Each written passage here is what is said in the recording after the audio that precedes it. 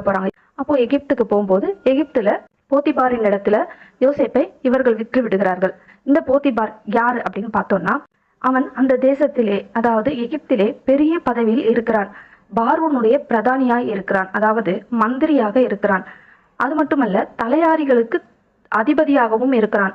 இந்த தலையாரிகளுக்கு அதிபதி என்றால் புரிகிற மாதிரி சொல்லணும்னா, போலீஸ்களுக்கு அதிபதியா இருக்கிறான், அதாவது கேப்டனாக இருக்கிறான்.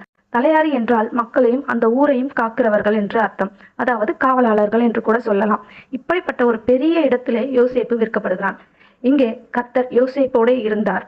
பாருங்க, கர்த்தர் நம்ம வீட்டில தான் இருப்பாரு, நம்ம சர்ச்ல தான் இருப்பாரு அப்படின்னு நினைக்கிறவங்களுக்கு நான் சொல்றேன், தேவ பிள்ளைகளே, நீங்க எங்க இருக்கிறீங்களோ அங்க கர்த்தரும் இருப்பார். நம்ம வேலை செய்யற இடத்துல கர்த்தர் இருப்பாரா அப்படின்னு கேட்டா நிச்சயம் இருப்பார். நம்ம ஹாஸ்பிட்டல் போயிருக்கிறோம், அங்க கர்த்தர் இருப்பாரா அப்படின்னு கேட்டா நிச்சயம் இருப்பார். நான் வேற ஊருக்கு போயிட்டேன், வேற தேசத்துக்கு போயிட்டேன், அங்க இருப்பாரா கர்த்தர்? நிச்சயம்